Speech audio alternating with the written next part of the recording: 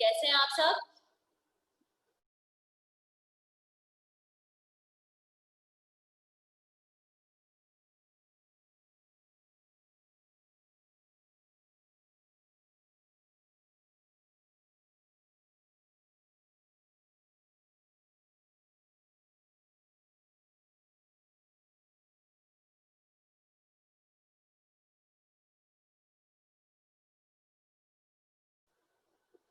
वालेकुम अस्सलाम आयशा। अल्लाह का शुक्र बेटा, मैं भी ठीक ठाक।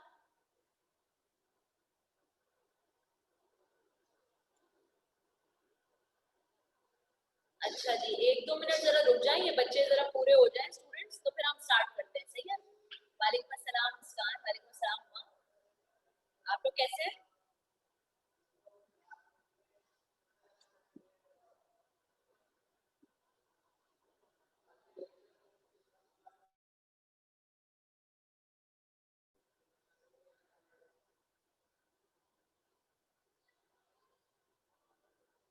अच्छी बात है भाई।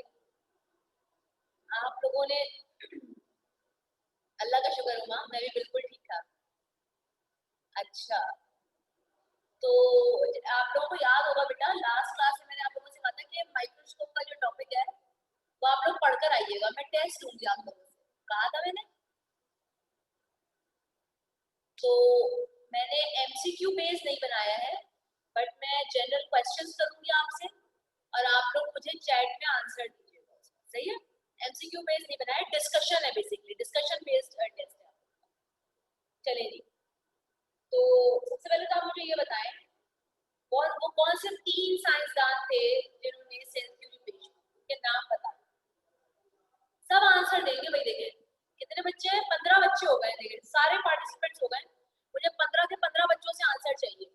वो कौन से, आवाज कट रही है, अब सही आ रही है आवाज निशा?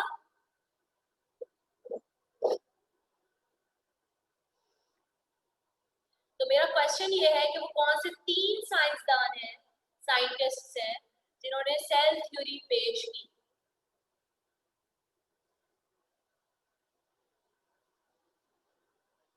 आयशा, क्वेश्चन ये है कि कौन से 3 साइंटिस्ट हैं जिन्होंने सेल थ्योरी पेश की, उनके नाम बता दे। सब आंसर बताएंगे भाई।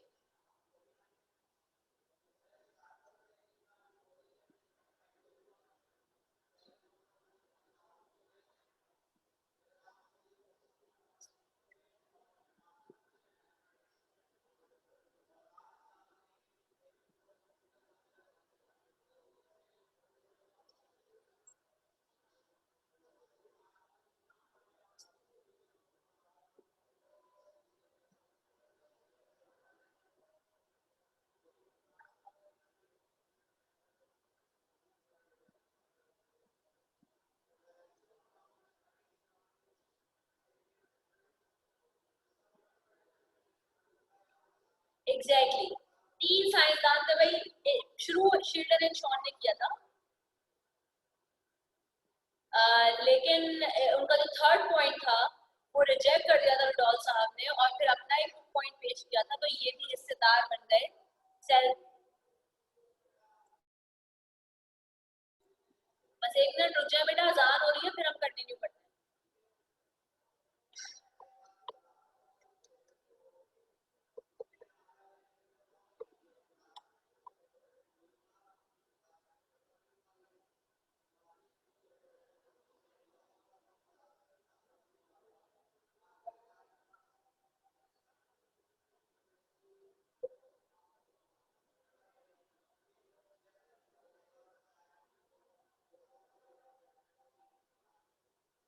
मैं भी कुछ बोल नहीं रही हूँ आयशा।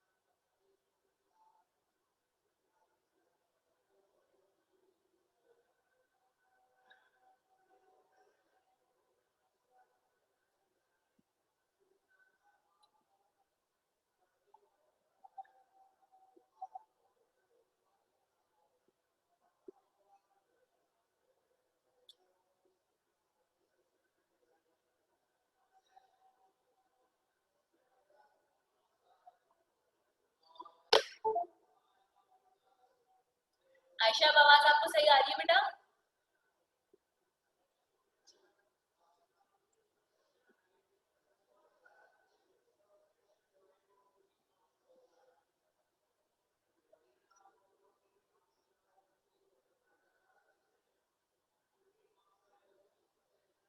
आयशा, अब आवाज आ रही है आपको सही?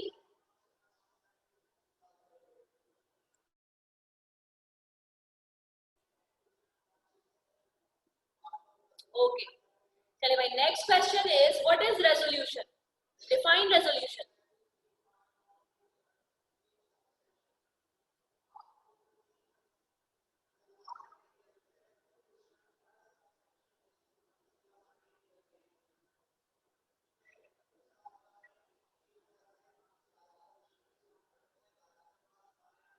सबका आंसर चाहिए मुझे, सबका।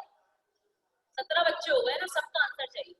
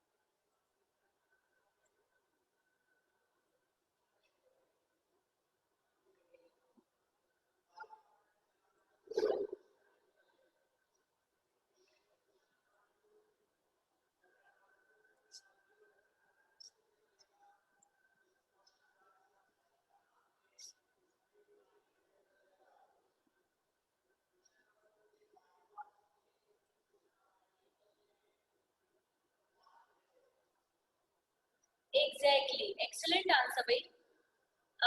माइक्रोस्कोप की सलाहियत दो करीब करीब पाए जाने वाले ऑर्गेनिज्म चीजों को सेपरेट करके दिखाने की क्या कहलाती है? रेजोल्यूशन। अब मैं जिसका नाम लूंगी ना वो मुझे आंसर बताएगा, सही है? चले, तो मुझे आंसर बताएंगे भाई रहीमा। रहीमा बताए भाई what is the resolution of light microscope? Light microscope की रेजोल्यूशन रहीमा बताइए।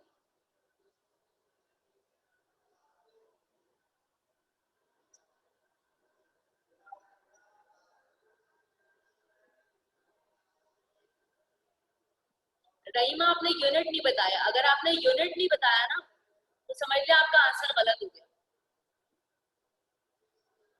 यूनिट बताएं भाई, unit. Exactly, micrometres, excellent answer. ठीक है, जब भी आप फिजिक्स, केमिस्ट्री या बायो के अंदर किसी भी मेजरमेंट का जिक्र करते हैं ना, अगर आपने उस मेजरमेंट के आगे यूनिट नहीं लगाया ना तो आपके नंबर कट जाएंगे, यानी वो आंसर आपका गलत हो गया।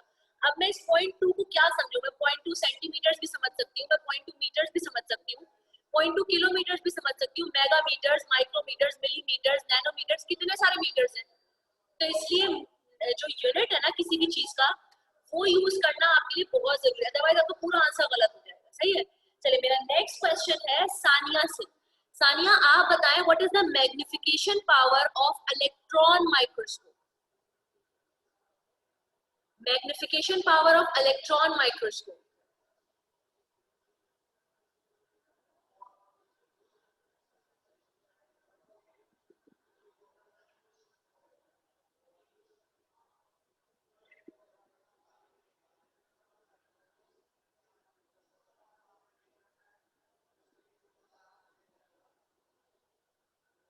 Sania, you there? आंसर दे भाई जल्दी से।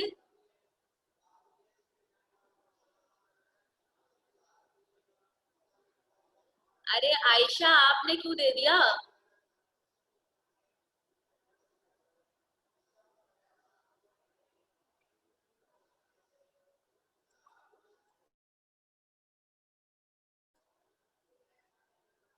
अब आवाज आ रही है ना सानिया?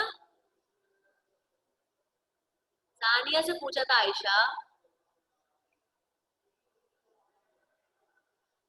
चले भाई सानिया, अब आप मुझे बताएं, ये जो आयशा ने जवाब दिया है इस पे लिखा है 1 लाख एक्स, इसमें x का मतलब क्या है? अब ये सानिया बताएंगी भाई, और कोई नहीं बताएगा। ये जिन्होंने आंसर दिया है 1 लाख x, तो इसमें x का मतलब क्या है?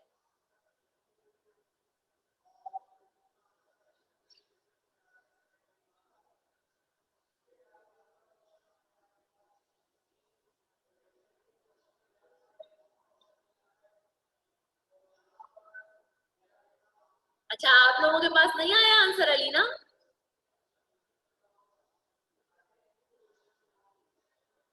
ओहो, ये तो मुझे पता ही नहीं था। सॉरी आयशा, मैंने आपका नाम पॉइंट आउट किया, मुझे ये पता ही नहीं था।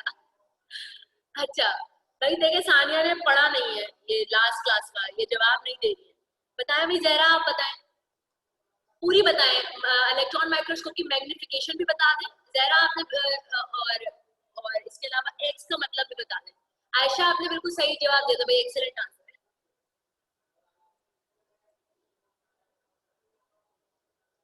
जरा आप बताएं भाई, इलेक्ट्रॉन माइक्रोस्कोप की मैग्निफिकेशन पावर और उसमें एक्स का मतलब क्या होता है?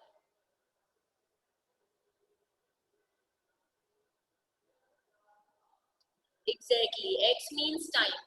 और इलेक्ट्रॉन माइक्रोस्कोप की मैग्निफिकेशन पावर कितनी होती है जरा?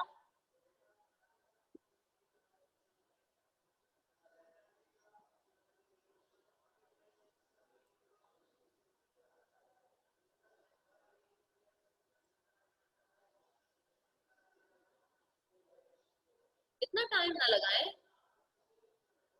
नहीं नहीं बुशरा, 0.05 नहीं। जरा क्या हो गया भाई, इतना टाइम क्यों लग रहा है?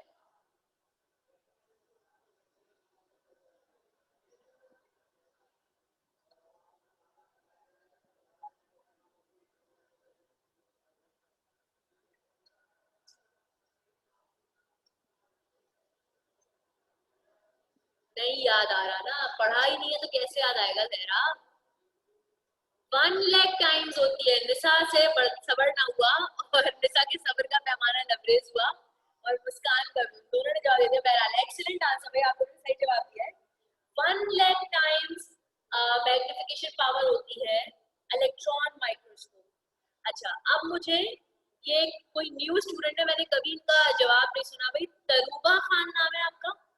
तरूबा खान, आप मुझे बताएं कि लाइट माइक्रोस्कोप की, बल्कि नहीं, इलेक्ट्रॉन माइक्रोस्कोप की रेजोल्यूशन पावर कितनी होती है?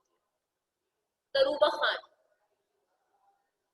इलेक्ट्रॉन माइक्रोस्कोप की रेजोल्यूशन पावर बताएं।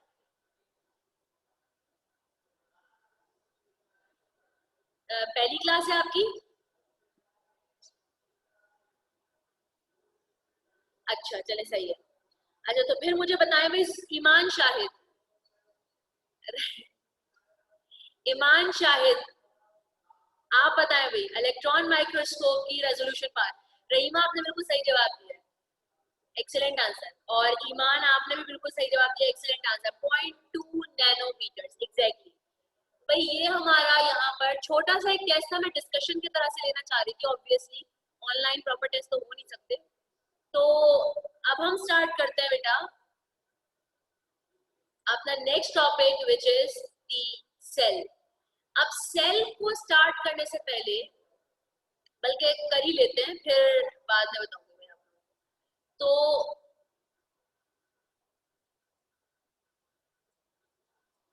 सेल का प्रॉपर स्ट्रक्चर स्टार्ट करने से पहले हम ये देख लेते हैं कि सेल होते कितने तरह के, इस दुनिया के अंदर कितने टाइप के सेल्स पाए जाते हैं। ये एक टिपिकल एनिमल सेल की पिक्चर है जो मैंने आपके सामने शेयर की है, सही है?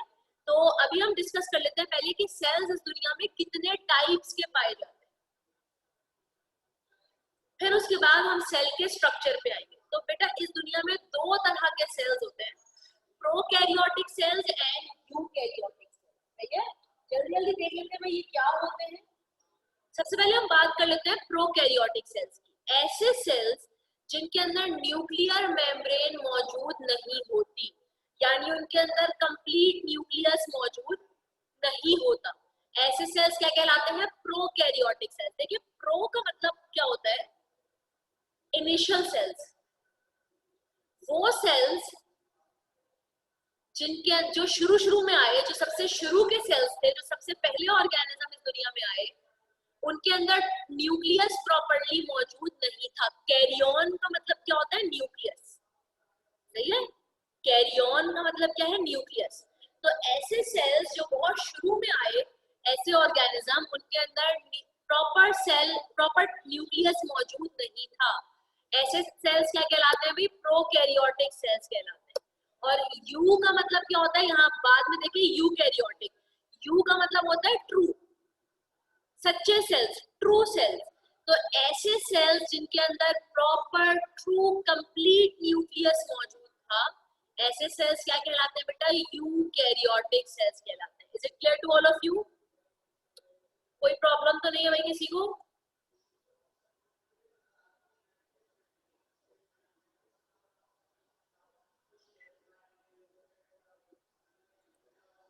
अगर मैं डायग्राम बनाऊं आप लोगों के सामने,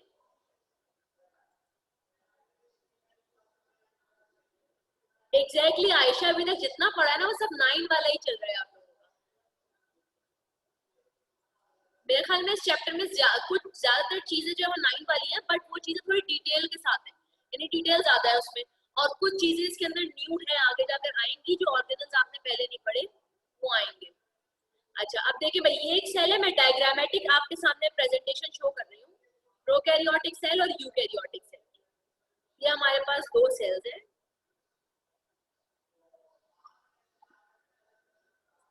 एक सेल के अंदर न्यूक्लियस मौजूद है, और न्यूक्लियस के अंदर ये क्रोमेटिन नेटवर्क मौजूद है।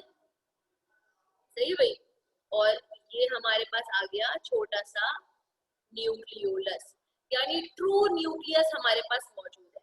जबकि एक सेल ऐसा है जिसके अंदर न्यूक्लियर मेम्ब्रेन मौजूद ही नहीं है। ये हमारे पास क्रोमेटिन नेटवर्क आ गया, यानी क्रोमोसोम्स। सही है? और कोई न्यूक्लियर मेम्ब्रेन इसको सराउंड नहीं कर रही। ये सेल क्या है बेटा? जिसके अंदर प्रॉपर न्यूक्लियस मौजूद है, यूकैरियोटिक सेल। और जिसके अंदर न्यूक्लियर मेम्ब्रेन नहीं है मौजूद, वो क्या है? Prokaryotic cell. आई होप कोई प्रॉब्लम नहीं होगी इसमें अब आप लोगों को।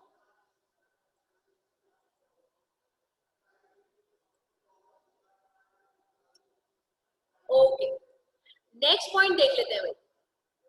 प्रोकैरियोटिक सेल्स के अंदर सिर्फ नॉन मेम्ब्रेन बाउंड ऑर्गेनल्स होते हैं। मैंने यहाँ गलत लिखा हुआ है, सही है, मुझसे मिस्टेक हो गई है। प्रोकैरियोटिक सेल्स के अंदर सिर्फ नॉन मेम्ब्रेन बाउंड ऑर्गेनल्स होते हैं, जबकि यूकैरियोटिक सेल्स के अंदर मेम्ब्रेन बाउंड और नॉन मेम्ब्रेन बाउंड दोनों ऑर्गेनल्स पाए जाते हैं। अब यहाँ पे 3 सवाल पैदा होते हैं। पहला सवाल ये है कि ऑर्गेनल्स क्या होते हैं। दूसरा सवाल ये है कि नॉन मेम्ब्रेन बाउंड ऑर्गेनल्स क्या होते हैं। तीसरा सवाल ये है कि मेम्ब्रेन बाउंड ऑर्गेनल्स क्या होते हैं। सिर्फ 3 सवाल पैदा हो रहे हैं। आप में से किसी बच्चे को पता है कि ऑर्गेनल्स क्या होते हैं? Any genius of the class कोई मुझे बता सकते हैं ऑर्गेनल्स क्या होते हैं?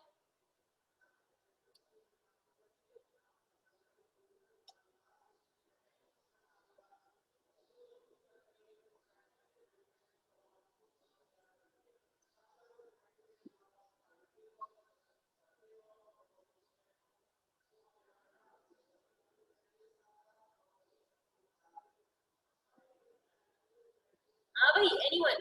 सेल के अंदर होती है जैसे माइटोकॉन्ड्रिया वगैरह, एक छोटा सेलुलर पार्ट होता है। तरुबा, वीटीए का मतलब मुझे समझ नहीं आया, शॉर्ट में लिखा है आपने कुछ, मुझे क्लियर नहीं हुआ। Tiny cellular structures, tiny cellular structure. आप लोगों का जवाब बिल्कुल सही है भाई, लेकिन कंप्लीट आंसर नहीं है। देखिए, सेल के अंदर साइटोप्लाज्म में ऐसी फैक्ट्रीज लगी हुई होती है, ऐसी छोटी छोटी मशीन्स लगी हुई होती है। ये अनुषा ने सही जवाब दिया है, और आयशा ने भी, जो डिफरेंट फंक्शंस परफॉर्म करती है। एग्जैक्टली सही है। सेल के अंदर छोटी छोटी ऐसी फैक्ट्रीज लगी हुई है। अगर मैं आप लोगों को यहाँ पिक्चर दिखाऊं, तो पूरा सेल का साइटोप्लाज्म अगर आप देखें तो छोटी छोटी फैक्ट्रीज से भरा हुआ है। जैसे यहाँ पर ये है भाई, लाइसोसोम्स है, माइटोकॉन्ड्रियाज है, एंडोप्लाज्मिक रेटिकुलम और राइबोसोम्स है। सही है? सेंट्रियोल्स है। यानी साइटोप्लाज्म के अंदर छोटी छोटी फैक्ट्रीज लगी हुई होती हैं, एग्जैक्टली अलीना एंड निसा, जो डिफरेंट फंक्शंस परफॉर्म करने का काम कर रही होती है, सही है। वो फैक्ट्रीज साइटोप्लाज्म की क्या कहलाती हैं? ऑर्गेनल्स कहलाती हैं। Is it clear to all of you? कोई प्रॉब्लम?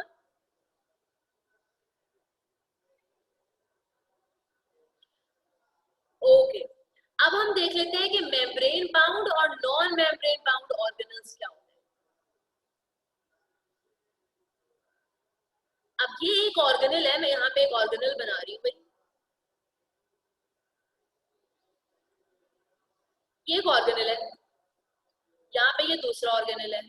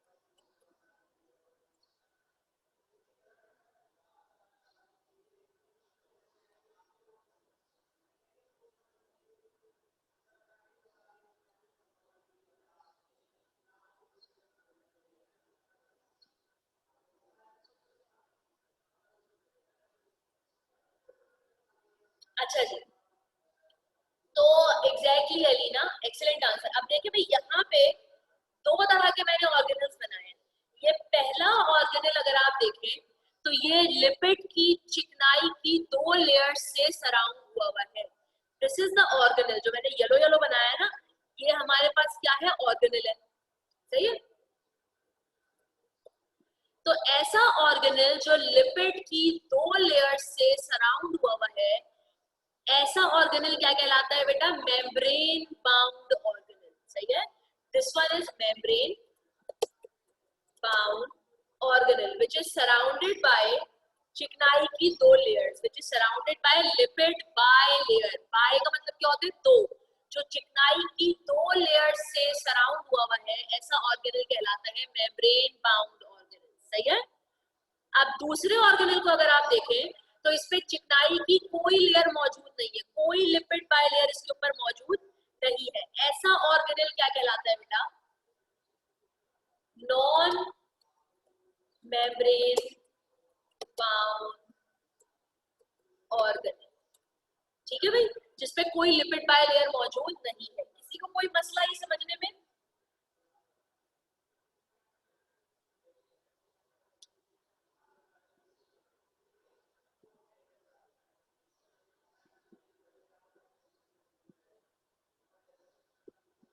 ओके, तब हम वापस आते हैं अपने डिफरेंसेस के ऊपर भाई।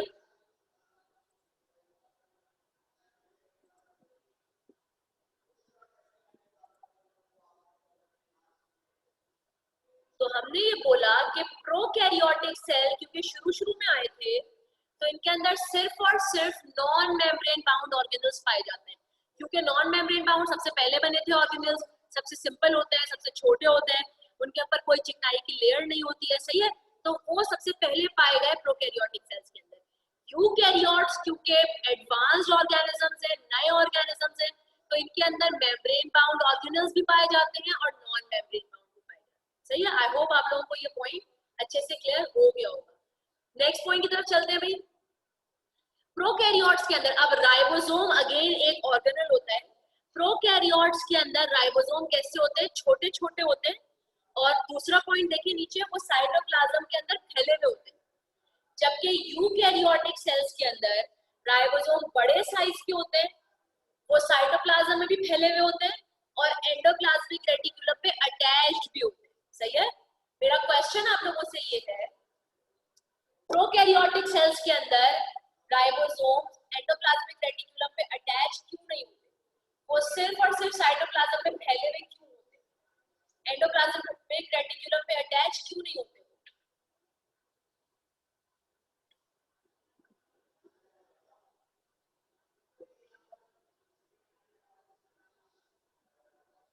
नहीं निशा, आप लोग पढ़ चुके हैं ये, मैं बता रही हूँ, पढ़ चुके हैं आप लोग। एंडोप्लाज्मिक रेटिकुलम पे ये क्यों अटैच नहीं होंगे प्रोकैरियोटिक सेल्स में, जबकि यूकैरियोटिक में साइटोप्लाज्म में भी फैले हुए और एंडोप्लाज्म पे अटैच भी है। प्रोकैरियोटिक में एंडोप्लाज्मिक रेटिकुलम पे अटैच नहीं है, why? Any genius of the class, कोई मुझे बता दे इसका जवाब।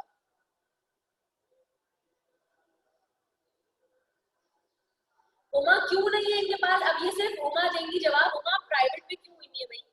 उमा ने जवाब दिया इनके पास एंडोप्लाज्मिक रेटिकुलम होता ही नहीं है। क्यों नहीं होता इनके पास एंडोप्लाज्मिक रेटिकुलम? उमा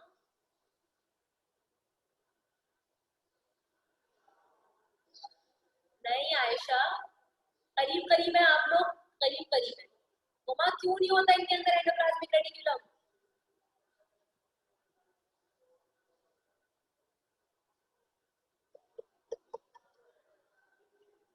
ये नहीं पता हमको। अरे बेटा अब अच्छा कोई और तुक्का लगाना चाह रहे हैं, मैं जवाब बता दूं?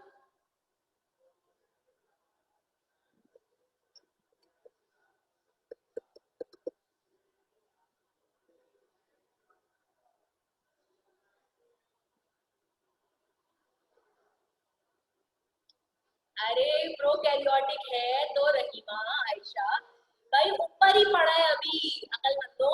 इनके अंदर सिर्फ नॉन मेम्ब्रेन बाउंड ऑर्गेनल्स होते हैं, मेम्ब्रेन बाउंड होते ही नहीं है। Endoplasmic reticulum membrane bound organelle है, वो इनके अंदर एब्सेंट होता है। उमा आप इतना करीब पहुंच गई और आपने रीजन नहीं बताया, देखिए जरा। हालांकि आपका जवाब बिल्कुल सही था, इनके अंदर एंडोप्लाज्मिक रेटिकुलम होता ही नहीं है। सही है। क्यों नहीं होता? क्योंकि वो मेम्ब्रेन बाउंड ऑर्गेनल है और इनके अंदर मेम्ब्रेन बाउंड ऑर्गेनल्स एब्सेंट होते हैं, प्रेजेंट होते ही नहीं है।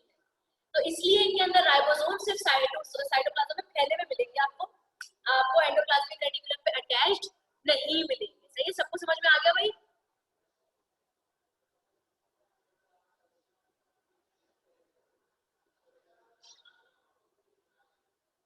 Okay okay fine. अब मुझे जिंदगी के 4 साल जो हुए ना बेटा फर्स्ट ईयर पढ़ाते हुए, उसमें मैंने ये बात नोट की है कि आप लोग एग्जाम्पल्स भूल जाते हैं इनकी, जबकि इनकी एग्जाम्पल्स आपने कयामत तक याद रखनी है। जब तक ये दुनिया कायम है ना, आपको प्रोकैरियोट्स और यूकैरियोट्स की एग्जाम्पल्स याद होनी चाहिए। इस दुनिया में सिर्फ 2 ऑर्गेनिजम्स ऐसे हैं जो प्रोकैरियोटिक है, बस। मुझे पता है कि हमारा, मैं भी स्टूडेंट हूँ तो मैं समझ सकती हूँ आपकी बात। ज्यादा बड़ी वाली जो चीजें होती है ना, वो हमसे याद नहीं होती। सही है, मुझे बहुत अच्छे से पता है। जो ज्यादा लंबी तड़ंगी एग्जाम्पल्स होती है ना, वो हम भूल जाते हैं, हमें नहीं याद होती। सही है, हमारा दिमाग, हमारे पास व्हाट्सएप भी है, फेसबुक भी है, हमारा क्या पड़ा है इतनी बड़ी बड़ी एग्जाम्पल्स याद करें। तो हम आसान तरीका, मैं आपको एज अ स्टूडेंट जुगाड़ बताती हूँ। सही है, आप सिर्फ छोटी वाली एग्जाम्पल्स याद कर ले बेटा, जो बाकी चीजें होंगी ना वो क्या होंगी, दूसरी एग्जाम्पल्स में आ जाएगी। फॉर एग्जाम्पल, इस दुनिया में सिर्फ 2 ऑर्गेनिजम्स ऐसे हैं जो प्रोकैरियोट्स हैं, बस। बाकी जितने ऑर्गेनिजम्स हैं वो क्या है, यूकैरियोट। तो आप छोटी एग्जाम्पल याद करें, सिर्फ हमारे पास बैक्टीरिया और साइनोबैक्टीरिया, ये 2 ऑर्गेनिजम्स हैं जो प्रोकैरियोटिक हैं, बस। इनके अलावा जितने ऑर्गेनिजम्स हैं, alga, algae, fungi, plants, animals, protozoans, जो आपके जहन में आ रहे हैं, वो सब क्या है, यूकैरियोटिक। तो आप छोटी एग्जाम्पल याद करें, बड़ी एग्जाम्पल ऑटोमेटिकली आपके जहन में बैठ जाएगी। याद कर ले अभी ही कि बैक्टीरिया और साइनोबैक्टीरिया प्रोकैरियोटिक है, उनके अलावा जितने ऑर्गेनिजम्स हैं वो सब यूकैरियोटिक है। क्लियर हो गया ये टॉपिक आप लोगों को?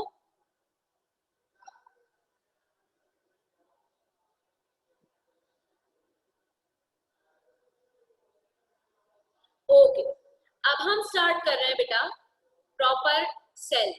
सेल स्टार्ट करने से पहले मैं आप लोगों को बता दूं कि हमारा तरीका कार क्या होगा सेल पढ़ने का। देखिए, सबसे पहले तो आप लोग मुझे बताएं भाई, ये एक सेल का स्ट्रक्चर है, मैं बना रही हूँ।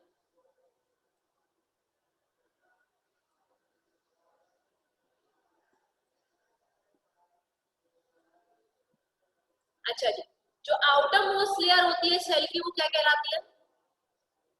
The outermost layer of cell is called,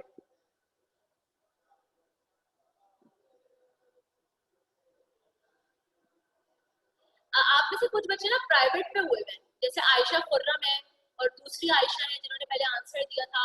इसके अलावा एक और स्टूडेंट भी अभी मुझे जहन में नहीं आ रहा। आप लोग अपना प्राइवेट से हटाए ना, ताकि सारे स्टूडेंट्स भी जवाब देख सकें आपका, अगर आप कभी सही जवाब दे दें। बहरहाल आप सबने सेल वॉल आंसर दिया है, तो मेरा आप लोगों से नेक्स्ट क्वेश्चन ये है, क्या सेल वॉल तमाम ऑर्गेनिज्म में मौजूद होती है?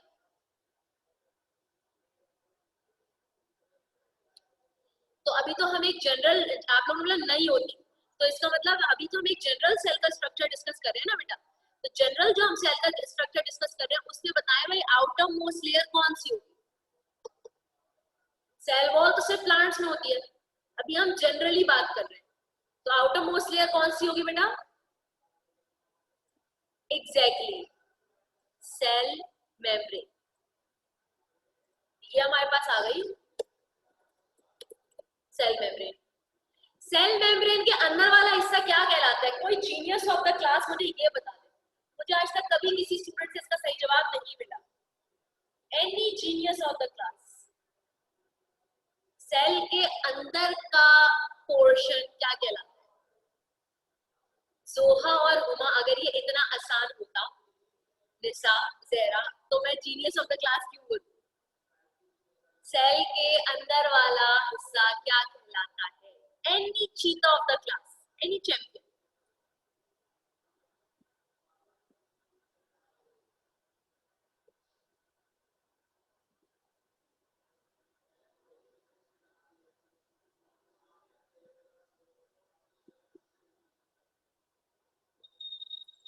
नहीं अलीना, प्लाज्मा नहीं कहलाता।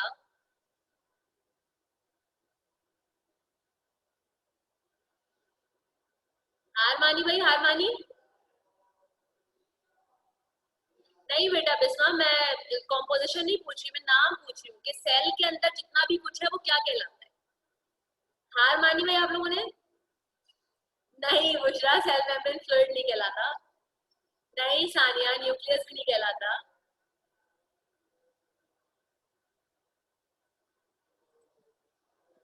ओके, दो बच्चे हार मान चुके हैं, बाकी बच्चे नहीं मान रहे। सेल के अंदर जितना भी कुछ होता है बेटा वो कहलाता है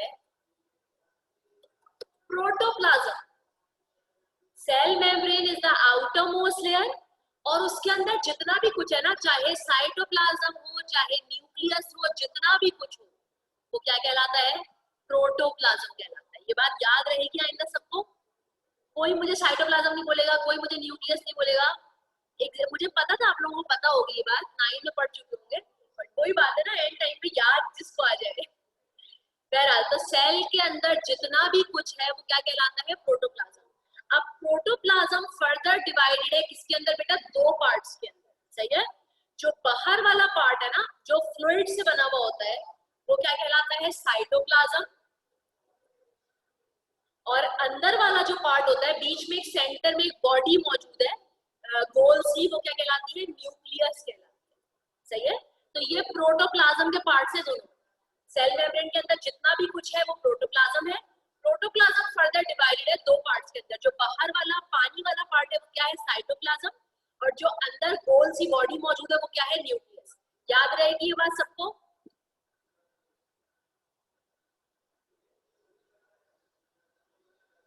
एप्टीट्यूड टेस्ट के लिए प्रिपेयर होना है ना हमें बेटा, तो हमें एक एक डिटेल पता होनी चाहिए हर चीज की। हम सिर्फ फर्स्ट ईयर के लिए प्रिपेयर नहीं कर रहे हैं अपने आप को, एप्टीट्यूड के लिए भी प्रिपेयर कर रहे हैं। बहरहाल तो अब हमारी लॉजिक, अब कुछ लोग ऐसे होते हैं, कुछ टीचर्स जो अंदर से बाहर की तरफ जाते हैं, यानी वो पहले आपको सबसे अंदर वाला स्ट्रक्चर पढ़ाएंगे, nucleus, then cytoplasm, then cell membrane, then cell wall. हमारी लॉजिक है भाई बाहर से पढ़ना ज्यादा आसान होता है, तो हम बाहर से पढ़ते हैं। कुछ सेल्स जो होते हैं, कुछ सेल्स सराउंडेड होते हैं एक एडिशनल लेयर से बाहर की तरफ, और वो एडिशनल लेयर क्या कहलाती है बेटा? What is that additional layer called? Some cells are surrounded by an additional outer layer which is called cell wall. Exactly, सही है। तो अब हमारी लॉजिक ये है कि हम बाहर से अंदर की तरफ जाएंगे। हम पहले सेल वॉल पढ़ेंगे, फिर सेल मेम्ब्रेन पढ़ेंगे, फिर साइटोप्लाज्म और उसके सारे ऑर्गेनल्स, एंड देन लास्ट में हम न्यूक्लियस डिस्कस करेंगे, सही है। पहला हमारा टॉपिक क्या है? Cell wall. अच्छा जी, वॉल, आउटर मोस्ट लेयर है plant cell, bacterial cell, cyanobacteria और फंजाई। इन सब के अंदर जो आउटर मोस्ट लेयर होती है वो कौन सी है? Cell wall. सही है। और एनिमल सेल और एनिमल से मिलते जुलते जो ऑर्गेनिजम्स होते हैं यानी प्रोटोजोन्स, उनके अंदर सेल वॉल एब्सेंट होती है। सही है। ये सिर्फ किसमें मौजूद है? प्लांट्स, बैक्टीरिया, साइनोबैक्टीरिया, एलजी भी ऐड कर दीजिएगा, एलजी एंड फंजाई, इनके अंदर मौजूद होती है सेल वॉल। एनिमल्स और एनिमल लाइक ऑर्गेनिजम्स में ये एब्सेंट होती है। अच्छा, नेचर में सेल वॉल कैसी होती है बेटा? It's a non living layer. सही है। ये नॉन लिविंग लेयर होती है, ये लिविंग नहीं होती है। सेल मेम्ब्रेन कैसी होती है? लिविंग होती है। सेल वॉल के अंदर जितना भी सेल होता है ना वो पूरा का पूरा क्या है? लिविंग। वाहिद सेल वॉल कैसी है? Non living. और इसके अलावा ये कैसी है बेटा? Permeable. Can anyone of you tell me what is permeable? What is permeable? Anyone?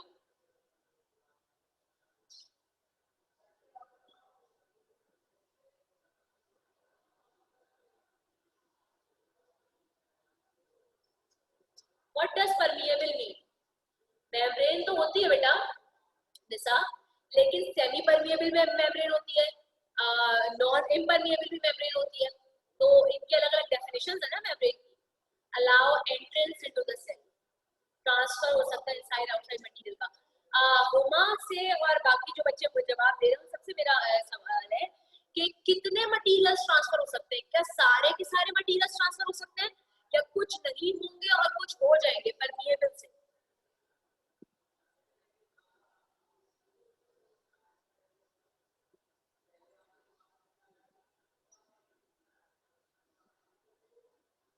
अच्छा आयशा, यानी लिक्विड्स एंड गैसेस होंगी, बाकी कुछ नहीं भी होंगे, ये कह रही हैं आप?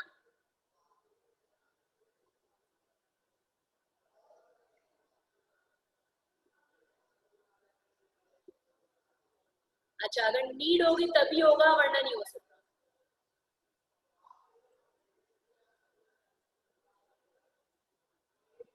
और कोई जवाब देना चाहता है भाई?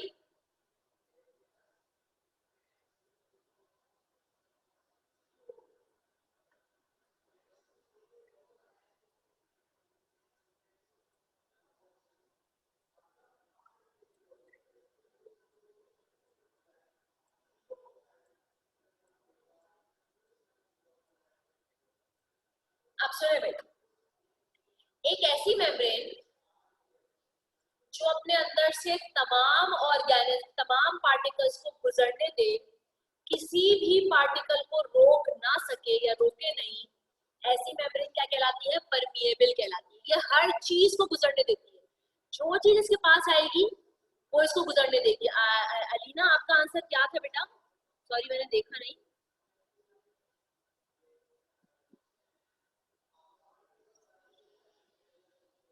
नहीं अलीना, ये सिर्फ लिक्विड्स एंड गैस की बात नहीं है ना,